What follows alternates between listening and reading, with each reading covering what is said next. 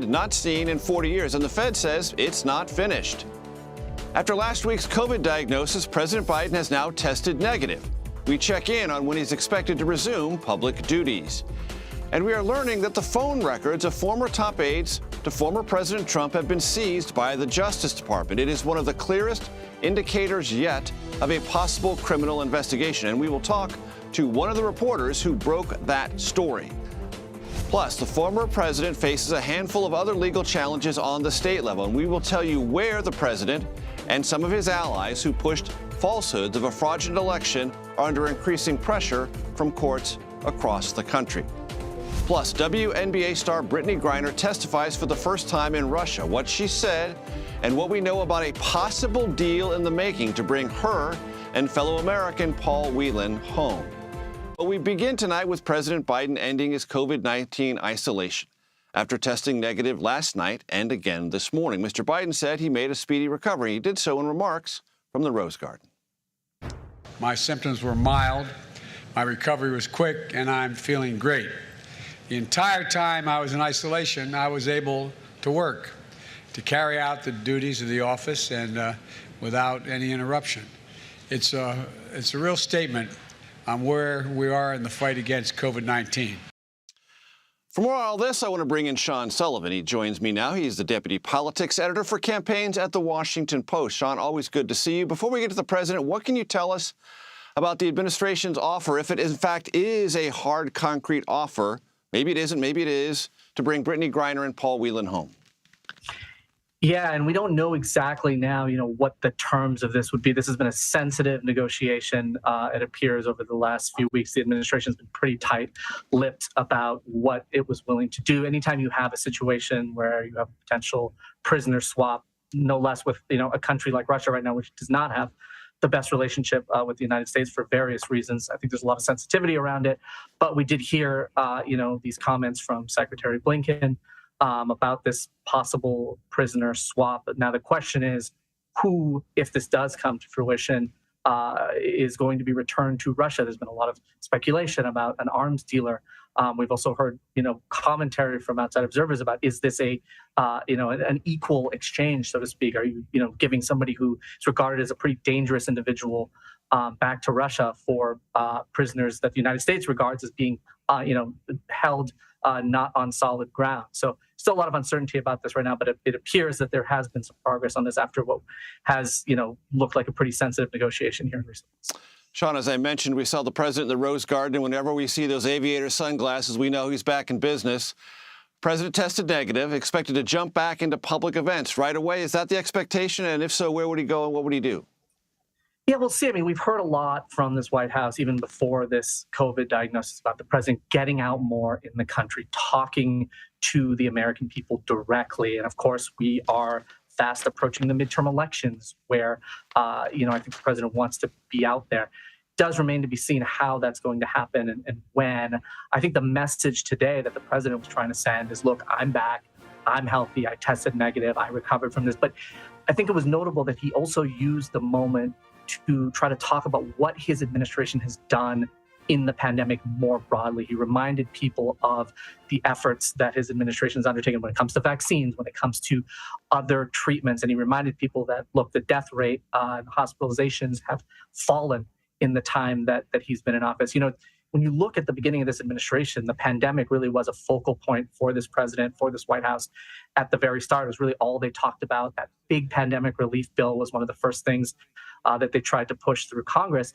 But then it also became a stumbling block for them because last year, the president, around the 4th of July, effectively said, look, we're close to declaring our independence from COVID. That was clearly not the case. And I think another part of his message today with this new variant, going around is that COVID is still with us. It's not going away. It hasn't gone away.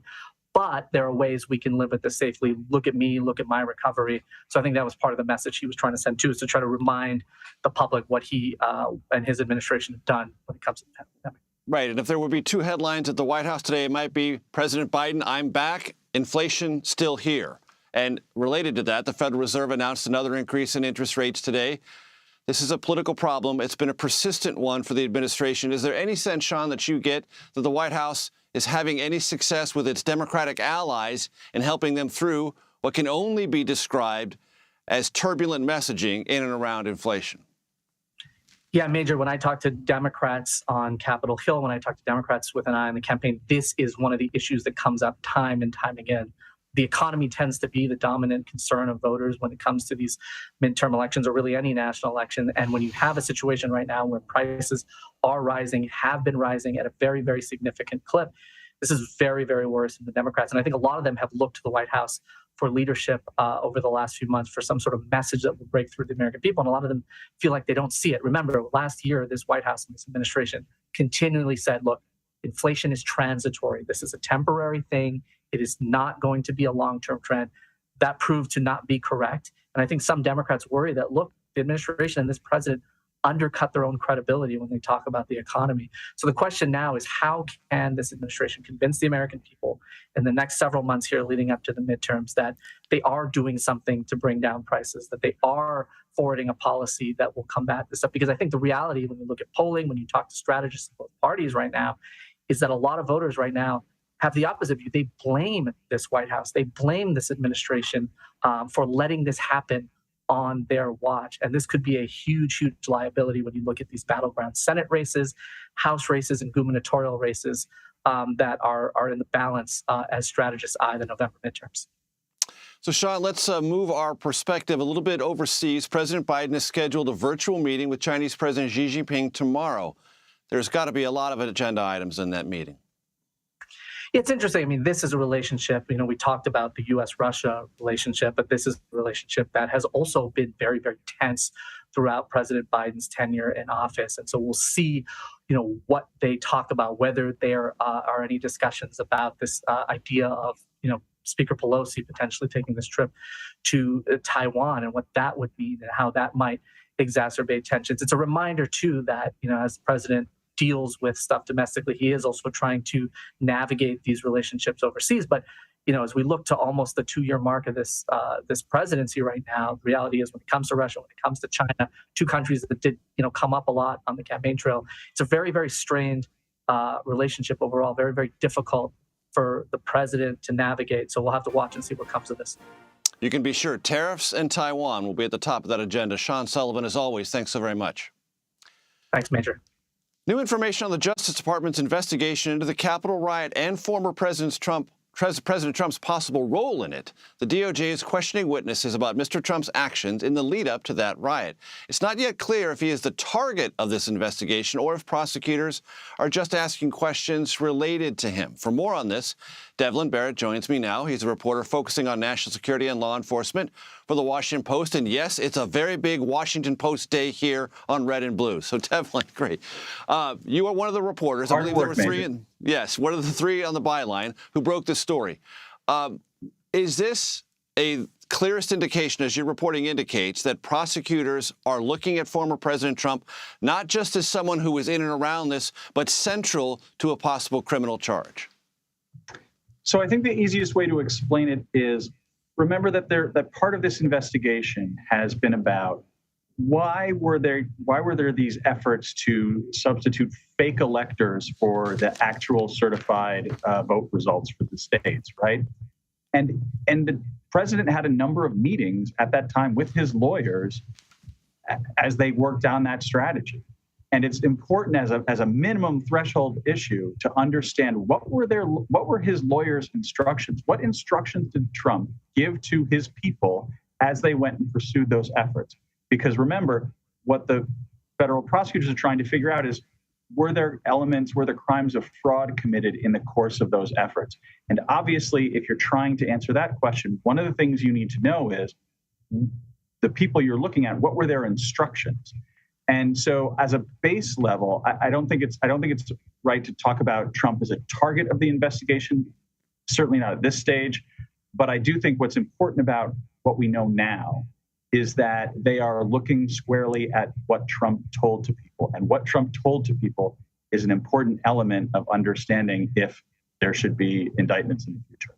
A really important distinction. I'm glad you made that. You report the Department of Justice now has phone records from Trump administration officials, including former Chief of Staff Mark Meadows.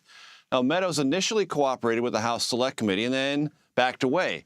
How critical is Meadows to this process? I think it's important for two reasons. One, obviously, Mark Meadows is, as the chief of staff, kind of a gatekeeper to President Trump. Two, I think it's important because it shows, we reported that these phone records were acquired by the Department of Justice back in April, which means that for a long period of time in which people have, in some quarters, been challenging the Justice Department to do more and be more aggressive and look at the Trump White House and look at Trump's inner circle, in fact, they were already doing that.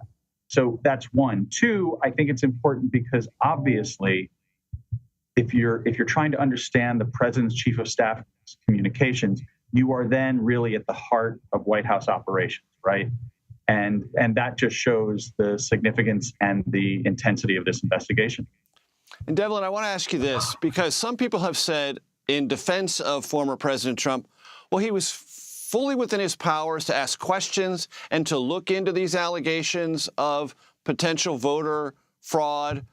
But as I hear you, and as I've watched this very closely, it appears that this has gone to his state of mind, and was he an active participant in things that could later be charged or construed as either trying to subvert an official meeting of Congress or the election herself, or create some sort of fraud prosecution. Am I right on that? I think that's basically right. The way I explained it to someone else recently was, look, what if the president's conversations in these meetings, which are being examined by federal prosecutors, what if the president is saying in those meetings, I still want to be president. I should still be president. Why can't I still be president? There's not a lot of legal liability there. What if, however, there were statements to the effect of, do what it takes to make me president still. Do whatever you have to do to keep me in the White House. That would have much different implications, right? Now, I'm not saying those two statements were said, but I'm saying that is why it's important for federal prosecutors to ask the question and understand what were these people told to do by their boss. Right. And there's been a lot of conversation, and hope you can clear this up. The January 6th Select Committee has sort of its process. The Department of Justice has its process, as you just laid out a minute ago. There were those saying, well, what's the Department of Justice doing? Clearly it was doing things way back in April. How would you say these two things compare or track or parallel one another? I think one is obviously, the biggest important distinction here is one is obviously very public, and the other is obviously very private. It's almost like a submarine, and you can only see the periscope, and you don't know the shape or the size of the submarine. Well, what's happened with our reporting and some of the other things that have happened in the last month is part of that submarine is now above the waterline, and you can see some parts of it. You can understand a little better what it's doing. But at the same time, the evidence in these hearings is not meaningful evidence for the purpose of a criminal prosecution. I think, to be honest, sometimes the lawmakers themselves try to suggest it is. In my experience, no prosecutor wants to just sort of take evidence from a congressional committee and then try to convince a jury that evidence should be, evidence worthy of a conviction. Prosecutors want to do this work on their own, in their own grand juries and in their own FBI interviews. And so they are very, very separate and very different. Obviously, they overlap. And in Mark Meadows is a good example. Some of the witnesses will be the same, but they are very different entities. Real quickly, you've also been reporting on grand jury subpoenas for 2 Arizona state lawmakers. What's the importance there? So the importance is a couple things. But real quick, it's basically that we can see now the degree to which federal prosecutors are trying to gather all the communications with these fake elector efforts, particularly as it relates to folks like Rudy Giuliani, like John Eastman, another lawyer who worked on this. And that's really important because you start to understand, again, that if you think of it as the investigation as a submarine, the shape and the size of the thing. And it's pretty big. Devlin Barrett, The Washington Post, we thank you. Thank you. After a significant jump in interest rates, the Federal Reserve is saying more are on the way soon, when Americans already struggling with rising housing costs and food costs might expect some economic relief. Plus, Secretary of State Antony Blinken says he plans to speak with Russia's foreign minister soon about a potential deal to release detained American citizens Brittney Griner and Whelan. More on who and what Moscow likely wants in return. You are streaming Red and Blue.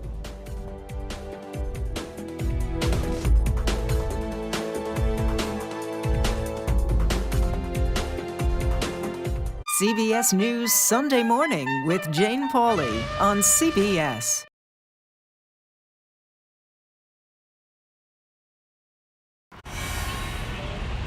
You ready?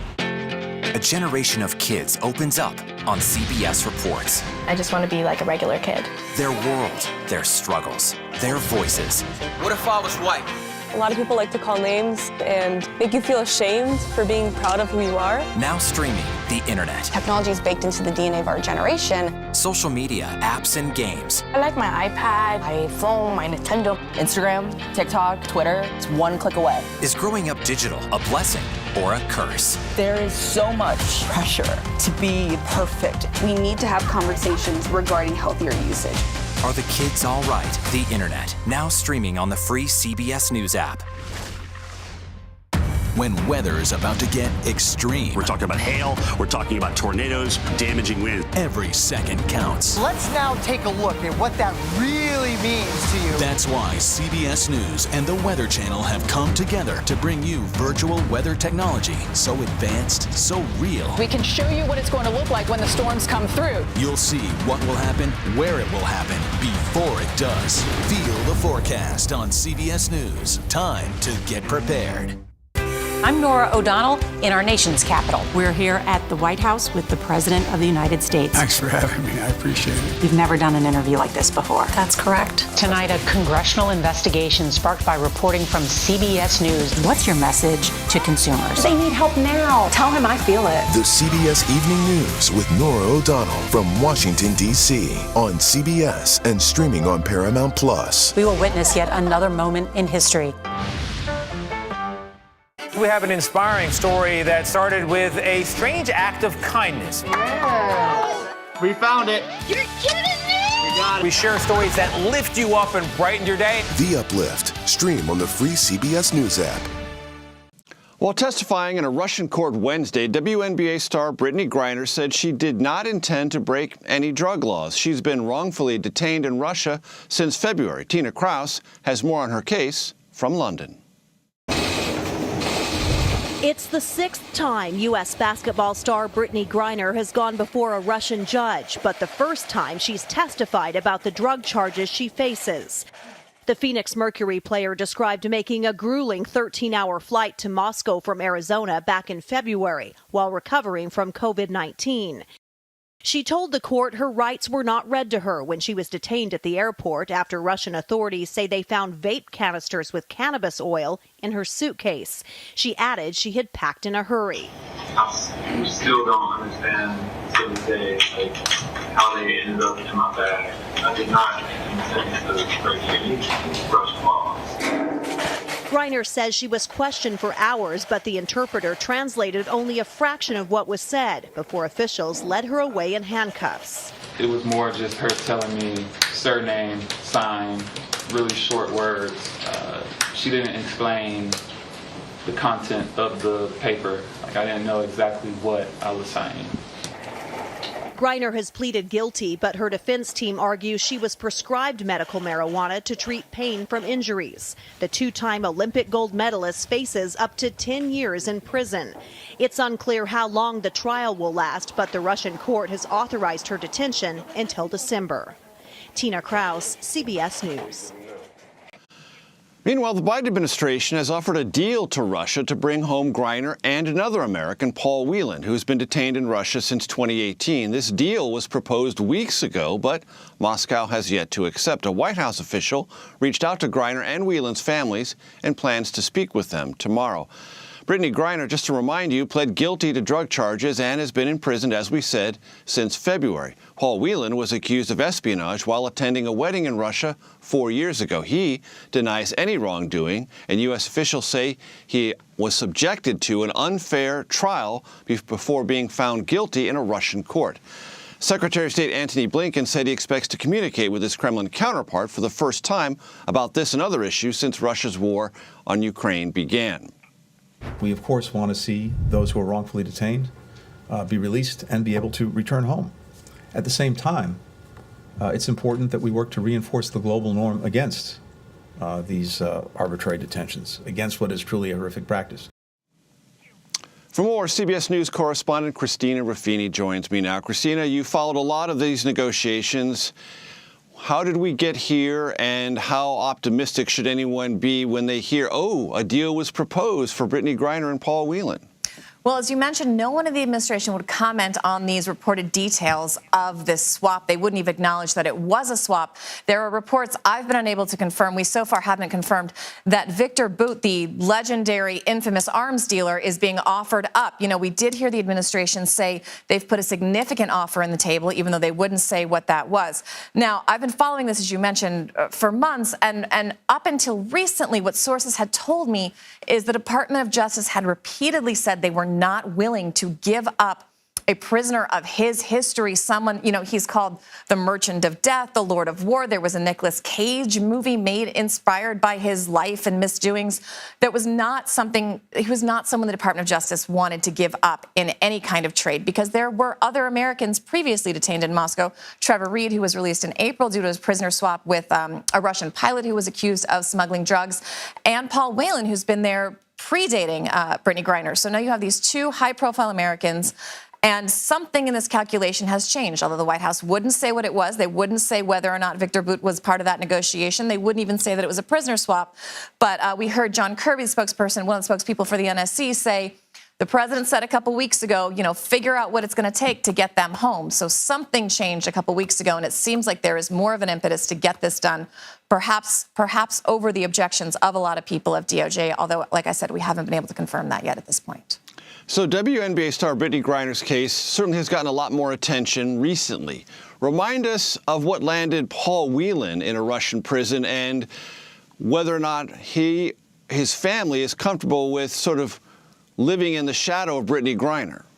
Well, this has been a really frustrating dynamic, I think, for his family, because, you know, there's been a lot of criticism with people who don't follow these cases quite as closely, saying that Brittney Griner wasn't getting enough attention, and why wasn't the administration doing more to release her, when, you know, from my perspective as someone who watches these cases all around the world, because there are Americans wrongfully detained, you know, in Iran, there are Americans wrongfully detained in Venezuela. This happens, the negotiations are happening all the time with various administrations.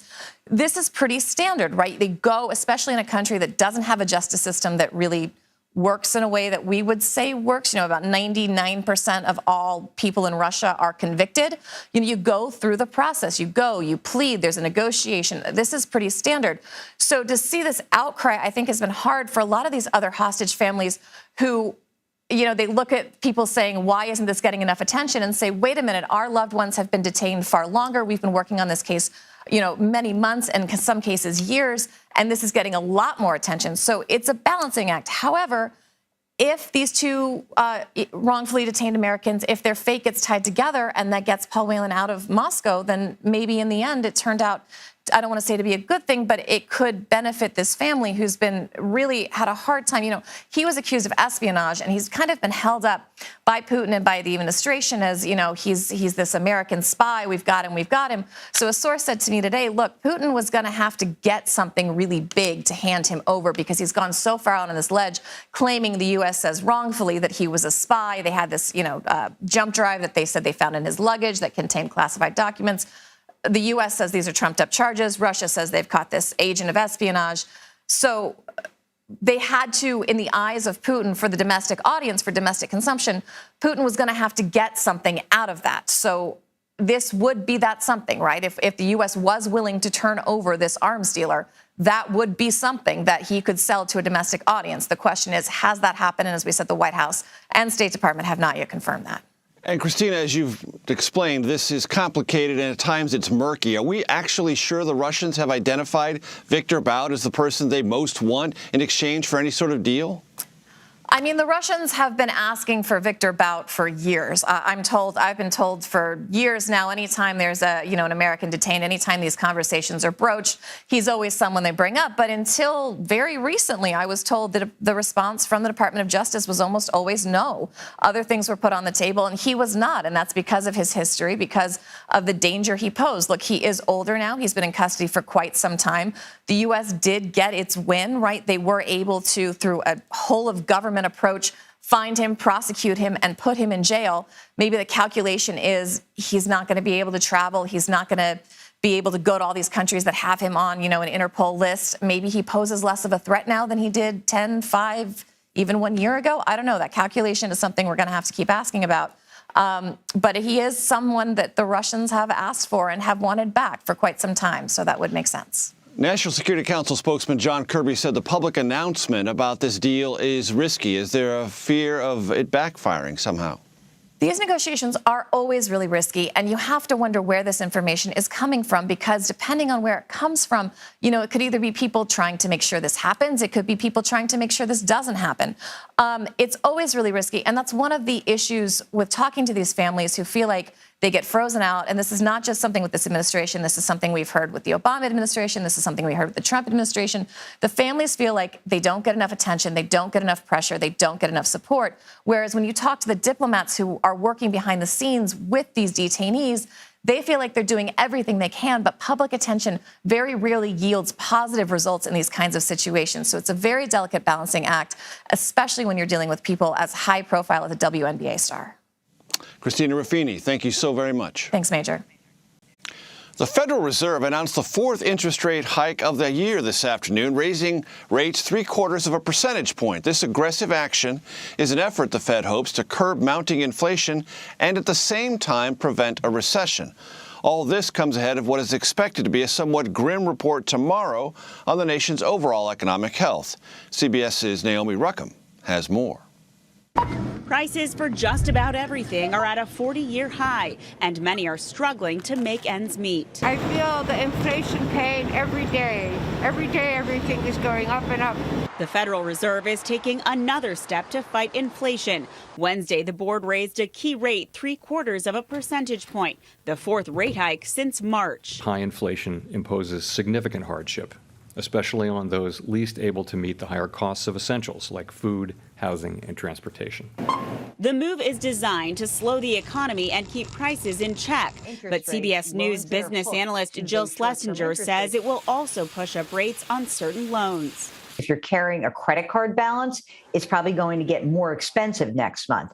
If you're going to get a new car loan, that could be more expensive. People who have adjustable rate mortgages, when the adjustment comes, it's probably going to adjust higher. The Fed's latest move comes as Wall Street receives mixed signals about the health of the economy. Home sales are dropping, but the job market remains strong.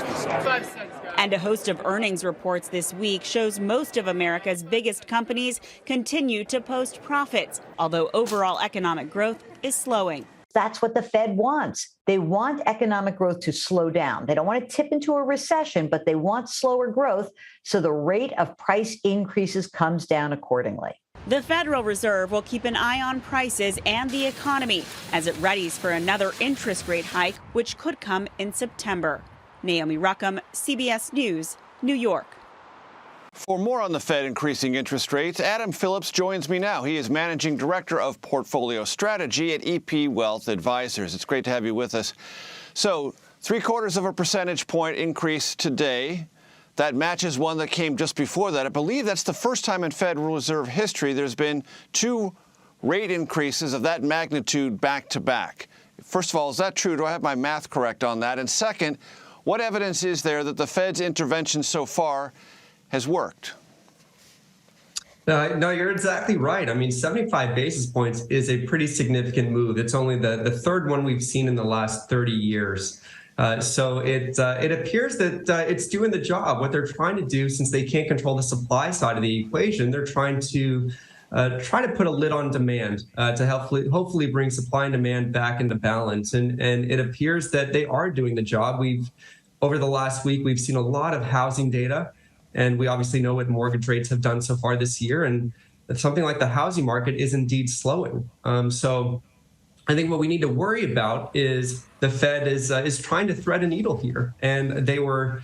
I think they were admittedly now caught off guard by how inflation has really overstayed its welcome. Before, they were using transitory was kind of the word of the day, and no longer saying that. We hope that inflation, which is currently at 9.1%, is nearing its peak, but the Fed's job is not over yet. And today, the stock market responded quite well to some comments that suggested that maybe a lot of the larger rate hikes are out of the way now, but the Fed's going to remain data dependent here and see just how much more is needed from here on out. And as you said, the inflation rate, 9.1% for the last 12 months that ended in June. Now, that's a full year after the president and his administration insisted, to use a word you just used, inflation was transitory. That's what they kept telling us. Federal Reserve Chair Jerome Powell, and Treasury Secretary Janet Yellen have both admitted that they misread the underlying economy. Now, one question is, how does that happen? But another question is, it feels like and it looks like we're in a different kind of economy where things that typically all move in one downward direction are not. Some are moving down, but either some are stable or some are still moving up, like jobs. Yeah, absolutely. So I think your first question, how does that happen? I think it's not entirely, the Fed is not entirely to blame here, right? We know that there have been some forces beyond their control. We think of Russia's invasion of Ukraine that has really caused a surge in things like food and energy prices over the last several months. But I think the reason they were using transitory, maybe they were hoping it was transitory, was back in the earlier days of the pandemic, we saw that so much of the inflation was being driven by things that were tied to this economic reopening and ongoing supply chain distress. So specifically around that time, we were seeing used car prices up about 30% or more year over year. And so it was these one-offs that they were hoping would eventually work themselves out. And as time went on, it became increasingly clear that the situation was only getting worse, and inflation was becoming more broad-based. It was not specifically tied to these one-off areas or categories within the inflation index, but it was more broad-based. And I think that's what really caused concern among those at the Fed. Your second question, I think that you're exactly right, and that's what makes the Fed's job these days very, very difficult. The last time inflation was 9.1%, unemployment was around 7.5%. Right now, unemployment is at around 3.6%, and so that tells you that there's obviously a disconnect here, and so that's why there's one of the reasons we don't look at just one variable here and one data point is because a lot of them are telling a different story. But on jobs, we are seeing that things might be starting to turn. I think the most timely data point when we look at the jobs picture is the weekly series on initial jobless claims, and we've seen those have started to trend higher. They're still at what I would say at a healthy rate, but they are moving in the wrong direction. And so I think we do need to kind of keep an eye on these trends because there are certainly evidence to suggest that the economy is slowing. Probably more bad news than good, I would say. For those of us who remember the unhappy times of the Great Recession, we're reminded that real estate plays a very important role in the overall U.S. economy. And real estate is facing a drop-off in demand following a 10-year high in construction levels. This comes as mortgage rates nearly doubled over the past year and a half. How do you think today's housing market compares to what we saw before the 2009 bust? Well, when we start talking about housing weakness, I think a lot of us think back to that time around 15 years ago or so. And it's so important to acknowledge that today's housing environment is quite a bit different than the one we experienced back then. For one thing, underwriting standards are a lot more strict right now, which means that home buyers are not getting themselves into situations where they're buying homes they really can't afford just because it seemed back then anyone with a pulse could really get access to a mortgage. And we saw that very quickly when the economic situation changed, they needed to dump those, and that led to more selling and more pain within the housing market. Right now, we could look at data like new mortgage originations and see that the majority of new loans are actually going to those with credit scores above 740. And so these are qualified buyers, and I think that's one thing that we want to keep in mind. Naturally, I would think that with home affordability was an issue even before mortgage rates climbed this year. We've seen back-to-back years of about 20% home price appreciation. And so we know that that's not sustainable, but a lot of it was driven by supply and demand mismatch. These things will eventually work themselves out. I would expect some weakness in the housing market just because we know those weren't sustainable. But I think we need to be careful because weakness and a slowdown, a correction is not the same as a crisis. Adam Phillips, thank you so much. Thank you. As we learn more about the Justice Department's investigation into the former president's inner circle, Mr. Trump faces a host of investigations in a handful of other states as well. We'll break those down next. You are streaming CBS News.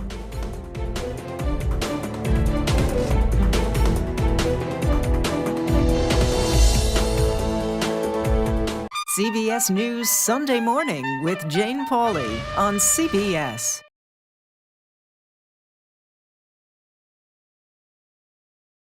When weather is about to get extreme. We're talking about hail, we're talking about tornadoes, damaging winds. Every second counts. Let's now take a look at what that really means to you. That's why CBS News and the Weather Channel have come together to bring you virtual weather technology so advanced, so real. We can show you what it's going to look like when the storms come through. You'll see what will happen, where it will happen, before it does. Feel the forecast on CBS News. Time to get prepared. I'm Nora O'Donnell in our nation's capital. We're here at the White House with the President of the United States. Thanks for having me. I appreciate it. You've never done an interview like this before. That's correct. Tonight, a congressional investigation sparked by reporting from CBS News. What's your message to consumers? They need help now. Tell him I feel it. The CBS Evening News with Nora O'Donnell from Washington, D.C. on CBS and streaming on Paramount Plus. We will witness yet another moment in history. Welcome back to Red and Blue. I'm Major Garrett. Here's a look at some of our top stories. The Federal Reserve has raised U.S. interest rates by 0.75 percentage point as regulators attempt to curb record levels of inflation. The rate increase is the fourth this year. Plus, the last two former Minneapolis police officers convicted of violating George Floyd's civil rights have been sentenced to prison. J. Alexander Kang was ordered to serve 3 years, and Tu Tao has been sentenced to 3.5 years. Also, Justice Department investigators looking into the January 6th Capitol riot are now asking witnesses about their communications with people close to former President Trump. Natalie Brand has more from the White House. Very corrupt. In his first return to Washington, D.C. since leaving office, former President Donald Trump once again raised false claims about the 2020 election. I ran the first time and I won. Then I ran a second time and I did much better. In a sign, the Justice Department probe into the presidential election and January 6th may be widening. CBS News has confirmed federal prosecutors are looking into communications of people close to the former president and his re-election campaign.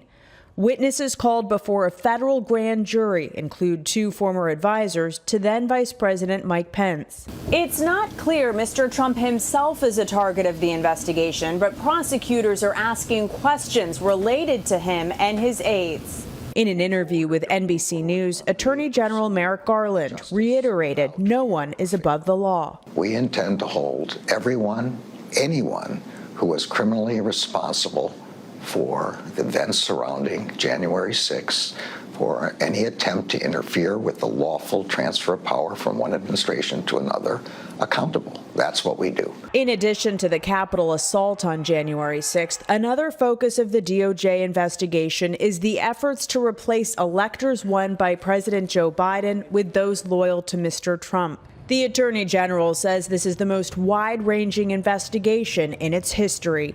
Natalie Brand, CBS News, the White House. For more on the legal questions involving former President Trump, and there's more than a couple, I'm happy to be joined by CBS News legal contributor Rebecca Roiphe. So, Rebecca, former President Trump, scrutiny from the Department of Justice, Georgia, the Manhattan DA. We'll get into all that in a second, but first, give the audience your take on news that just came out yesterday, Department of Justice looking into the phone records of former Trump associates. How big a deal should we think that is? I think it's a very big deal for two reasons. First of all, I think it's important, and this may seem like sort of a niche issue, but these phone records were being sought before the January 4th hearings. So, there have been this sort of allegations that the Department of Justice has been under pressure and is caving to pressure. That's just not true given the timeline. It looks like they've been pursuing this in a very methodical way, just the way the Department of Justice should.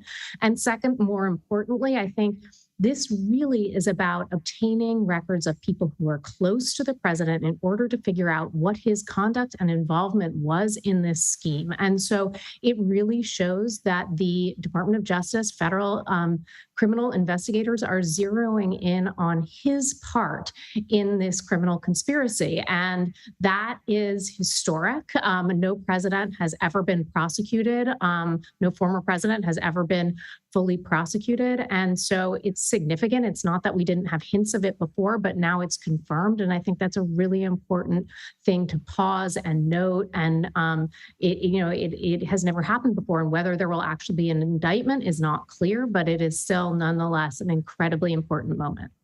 And it seems to me, Rebecca, these phone records would help do a couple of things. One, if you're a prosecutor and you ask someone, well, this is what I said. Well, you don't know if that's what they said. That's just what they're telling you they said. But phone records might help create a second area to substantiate what they actually said and make their testimony subsequently possibly more truthful. Am I right about that? Absolutely. And it makes it hard to have faulty memory because your memory can be triggered by that email or that text. And so it is in a way like a video recording of what happened in the past, what you said in the past, what you told somebody to do on your behalf in the past. And so in any criminal case in the grand jury and ultimately at a trial, it's great evidence to have because it helps put pieces together in a solid way, as you suggest, that makes it harder to slip away by saying, I can't remember, or to, in some ways shade the truth. So let's focus our attention for just a second on Georgia. Governor Brian Kemp testified Monday. Others who were close to the former president are fighting subpoenas. Talk to us about what's going on in Georgia and its possible significance there and possibly nationally. So Georgia, it's very significant. I think one of the things that people have had their eye on Georgia because it has seemed as if Georgia has been progressing at a faster clip. Now, it may be that that's not true because we only get little glimpses of what's going on in all of these investigations, but it has been moving quickly. And it has also, there's this very prominent public evidence in that case, that phone call in which everyone heard the president pressuring the Secretary of State to find those 11,000 votes. And so, it's not in and of itself a criminal case, but combined with other facts that are both public and perhaps being uncovered by the DA, it's a very strong case. Georgia also has very good state laws that help to ensure election integrity, and those laws could very easily be used in this circumstance. So I think Georgia is an important criminal investigation to keep our eyes on. So the Fulton County DA, Fani Willis, has sent out a series of high-profile subpoenas. And there's been resistance to dealing with those subpoenas, cooperating. Now, I know that that's kind of a legal tangle. Ultimately, as I understand it, and help me if I've got this wrong, if you get a subpoena, you're going to show up under most cases. What do we know about, what does the subpoena dogfight tell us about where this is? Right. So I think we've all been conditioned because we've been following the subpoenas of the January 6th committee. And it's important to note that a grand jury subpoena is different, and it's much harder to avoid a grand jury subpoena than a subpoena that's coming out of Congress. In addition, as you state, these witnesses will ultimately come before the grand jury unless they claim a Fifth Amendment privilege against compelled self-incrimination. So they can litigate on other issues. For instance, there's a certain privilege that legislators have for what they say during the course of their work, and perhaps they can claim that, but it's only going to delay things. It's not going to actually prevent it from happening. Okay, Manhattan. Let's talk about that. Back in March, two prosecutors who were deeply involved in the investigation of former President Trump quit the Manhattan DA's office after Alvin Bragg said he simply wasn't prepared to indict the former president. Now, DA Bragg confirmed just yesterday the investigation into former President Trump is continuing with possible movement as soon as this fall. That landed on my shoulders as a bit of a surprise. What does that tell you? Well, continuing doesn't necessarily mean just, so that we can all be cautious. It doesn't mean that it's moving toward an indictment. It just means that they're continuing to look at evidence. So it could end up with a resolution as early as the fall of not bringing charges. So just so that people don't have different expectations from what they should, it really isn't clear where it's headed. But a couple of things about this investigation. First of all, it is not related to January 6th. It concerns President Trump, former President Trump's conduct before he became president, and involves allegations that he may be manipulating his assets, the value of his assets, in order to gain advantages with certain regulators, with the bank, with insurers. These are, and I've been saying this from the beginning, these are incredibly hard cases to bring. There were those two former federal prosecutors who are very well regarded, who felt that there was sufficient evidence to bring a criminal case. But the district attorney is also, a seasoned prosecutor, and at least it looked back then like he looked at the evidence that was in existence then and thought that it wasn't a case that he was ready to bring. So, where we are on that story, I think nobody knows. And we all just have to keep our eye out and reserve judgment until it's, really clear. And then, one other caution is that we don't, in these criminal cases, I know it's frustrating for people, but often we end up with this sort of ... where things remain unresolved and we don't actually know what happened, who saw what the evidence was, and which of those two calls was the right one. Rebecca Roife, thanks so very much for your time and your expertise. Thank you, Major. The January 6th House Committee is speaking with former Trump Secretary of State Mike Pompeo about his testimony. This, according to ABC News. Pompeo is reportedly scheduled to speak behind closed doors. Cassidy Hutchinson, a top aide to former White House Chief of Staff Mark Meadows, testified that Pompeo informed Meadows that Trump cabinet members were considering invoking the 25th Amendment to remove then-President Trump from office. Former acting White House Chief of Staff Mick Mulvaney is also set to testify Thursday. The panel is expected to ask Mulvaney about his communication with Mark Meadows on the day of the Capitol riot. Mulvaney had been Chief of Staff from early 2019 to March 2020. Lawmakers will not be permitted to ask him about private conversations with former President Trump due to executive privilege. Mulvaney, is worth noting, is currently a CBS News contributor. Now, if former President Trump were to take back the White House in the 2024 election, there is one particular executive order he would aim to reinstate immediately. Though you may have never heard of Schedule F, a change to it could dramatically alter the federal government workforce. We will explain ahead. You are streaming Red and Blue.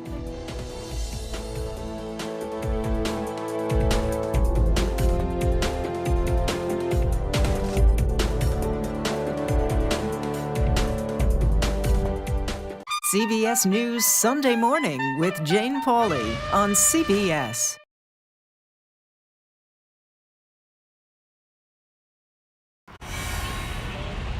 You ready? A generation of kids opens up on CBS Reports. I just want to be like a regular kid. Their world, their struggles, their voices. What if I was white? A lot of people like to call names and make you feel ashamed for being proud of who you are. Now streaming the internet. Technology is baked into the DNA of our generation. Social media, apps, and games. I like my iPad, my phone, my Nintendo. Instagram, TikTok, Twitter, it's one click away. Is growing up digital a blessing or a curse? There is so much pressure to be perfect. We need to have conversations regarding healthier usage. Are the kids all right? The internet, now streaming on the free CBS News app. When weather is about to get extreme. We're talking about hail, we're talking about tornadoes, damaging winds. Every second counts. Let's now take a look at what that really means to you. That's why CBS News and the Weather Channel have come together to bring you virtual weather technology so advanced, so real. We can show you what it's going to look like when the storms come through. You'll see what will happen, where it will happen, before it does. Feel the forecast on CBS News. Time to get prepared. I'm Nora O'Donnell in our nation's capital. We're here at the White House with the President of the United States. Thanks for having me. I appreciate it. You've never done an interview like this before. That's correct. Tonight, a congressional investigation sparked by reporting from CBS News. What's your message to consumers? They need help now. Tell him I feel it. The CBS Evening News with Nora O'Donnell from Washington, D.C. on CBS and streaming on Paramount Plus. We will witness yet another moment in history. We have an inspiring story that started with a strange act of kindness. Yeah. We found it. You're kidding me! We got it. We share stories that lift you up and brighten your day. The Uplift. Stream on the free CBS News app. The House Sergeant at Arms office will pay for security equipment at lawmakers' homes beginning next month. The change comes after Representative Lee Zeldin last week was attacked at a campaign rally. Now, there has been a recent surge in threats against lawmakers. The Sergeant at Arms office will cover up to $10,000 of some security equipment and installation, as well as $150 of maintenance per month. Congress has focused on increasing security since the January 6, 2001 Capitol riot. If former President Trump should take back the White House in the next presidential election, he could immediately reimpose his so-called Schedule F executive order. The order established a new employment category for federal employees, which made every executive branch employee fireable by the President of the United States. This Schedule F designation could apply to roughly 50,000 federal workers and civil servants. That would include anyone deemed as having influence over policy. Those workers would lose almost all employment protections, making them far easier to fire. Joining me now is Dan Meyer. He is managing partner at Tully Rinke Law Firm. So, Dan, the new presidents typically get to place about 4,000 political appointees into positions once they assume office. How are these employees subject to Schedule F designation different? Well, they're different, Major, because they are in the policymaking and thinking roles. Okay, they're not usually operational people that is normally protected by the civil service system. So these employees are scientists, policymakers. They could be at EPA. They could be involved with climate change. I think definitely some of them could be budget analysts. So they are the intellectuals within the government that are most problematic to new political appointees who are, when confirmed by the Senate, come down to an agency to run an agency, and all of a sudden they run into the wall of the bureaucracy to stop them from implementing the president's agenda. So former President Trump signed this Schedule F executive order shortly after he became president. It was followed by a series of high-profile firings. What was the long-term impact of that? Well, I think you need to back this up and understand that this was a long-standing trend. There was an attack separate from this on the Inspector General system that Michael Horowitz had to beat back at one point in that winter of between this would have been 16 and 17. The president attempted to remove all the inspectors general. Then they started working on the Schedule F project to remove roughly the GS-15 and STS level below that. But even back into the Bush, the Son administration, there were efforts to do the NSPS system in the Defense Department and do the same thing to GS-15s within the Pentagon. This has been a perennial effort on the part of particularly center to center-right administrations to try to curb the institutional bureaucracy that has grown up in Washington since the Johnson administration, pretty much. Right. Republicans have long been frustrated with this idea that they give an order or they set a policy in motion and the bureaucracy either slow walks it or ignores it or tries to redirect it. Would this Schedule F executive order, or did it go beyond that? And would it, in fact, change the way civil servants and these professional bureaucrats you described earlier function within the government itself? Well, the novelty in the Schedule F executive order that was published right before the election, right before President Biden won and rescinded all this, the novelty in that, and that they actually had a working model on how they were going to fill those positions. So in addition to the 4,000 I think it's the purple book or the mauve book positions that every administration plans to fill. These other positions that the White House was already working. President Trump thought he was going to win, and they were working to fill those using a tried and true system of going to the nonprofits. These would have been the pro-Trump nonprofits in Washington, D.C., developing the list and then come in with almost a blitzkrieg effect and remove and replace people all within the first 3 to 4 months. That's novel. That's something that was brand new in Washington. And the people most endangered on this are going to be the ones who are in the flashpoints of public policy. Anybody dealing with climate change, anybody dealing with economic statistics and the health of the economy. With President Trump, anybody dealing with weather. Remember the magic marker deal with the weather. I mean, anybody who was going to be in charge of approving or generating the data that the government feeds off of is going to be caught up in that type of a Schedule F system. There's a cliche in Washington. This underscores it just might be true. Personnel is policy. Dan Meyer, thanks so very much. Thank you. We are going to take a quick break, which means you have a couple of minutes to download the free CBS News app on all your devices. You can catch live local coverage from across the country from all of our CBS stations. And here's an idea. While you're at it, check out Paramount Plus. We have got, wait for it, a mountain of content for you to stream there as well, including your favorite shows, movies, and sports.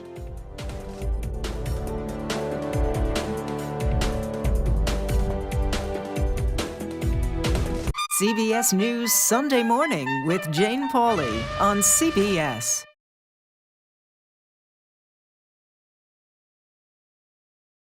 When weather is about to get extreme. We're talking about hail, we're talking about tornadoes, damaging wind. Every second counts. Let's now take a look at what that really means to you. That's why CBS News and the Weather Channel have come together to bring you virtual weather technology so advanced, so real. We can show you what it's going to look like when the storms come through. You'll see what will happen, where it will happen, before it does. Feel the forecast on CBS News. Time to get prepared.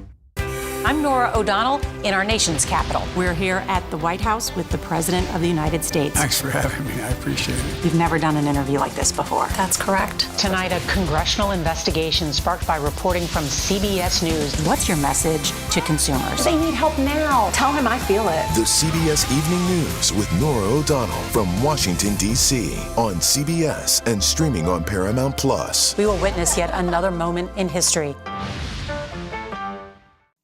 A growing number of Americans are questioning the benefits of going to college. According to a survey from the bipartisan think tank New America, the number of people who think higher education has a positive impact on the country, well, that's dropped by 14% since 2020. Nearly 2/3 of those surveyed this year said well-paying jobs can be attained with only a high school diploma or a GED. Despite that figure, majority of the respondents said they believe it is easier to find stable employment with a college degree or technical certification. Well, that does it for today. You can stream Red and Blue Monday to Thursday at 6 p.m. Eastern. And a reminder, if you want to watch previous episodes of the program, well, you can see them anytime on the CBS News website. Just head to cbsnews.com/red-and-blue.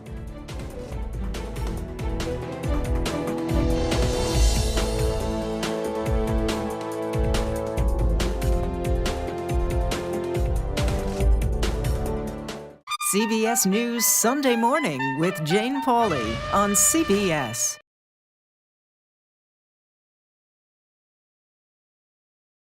When weather is about to get extreme. We're talking about hail, we're talking about tornadoes, damaging wind. Every second counts. Let's now take a look at what that really means to you. That's why CBS News and the Weather Channel have come together to bring you virtual weather technology so advanced, so real. We can show you what it's going to look like when the storms come through. You'll see what will happen, where it will happen, before it does. Feel the forecast on CBS News. Time to get prepared. I'm Norah O'Donnell in our nation's capital. We're here at the White House with the President of the United States. Thanks for having me. I appreciate it. You've never done an interview like this before. That's correct. Tonight, a congressional investigation sparked by reporting from CBS News. What's your message to consumers? They need help now. Tell him I feel it. The CBS Evening News with Norah O'Donnell from Washington, D.C. on CBS and streaming on Paramount Plus. We will witness yet another moment in history. Americans across the country react to the Supreme Court's ruling on abortion. For continuing coverage anywhere, stream on the free CBS News app.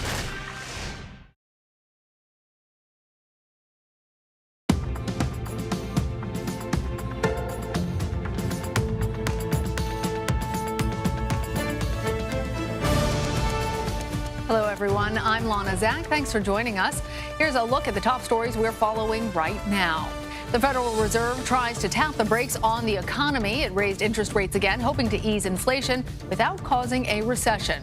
We find out what it means for your finances. The U.S. government makes an offer to Russia for the release of WNBA star Brittney Griner and another American being held in the country. What we know about the potential deal and what Russia wants in return.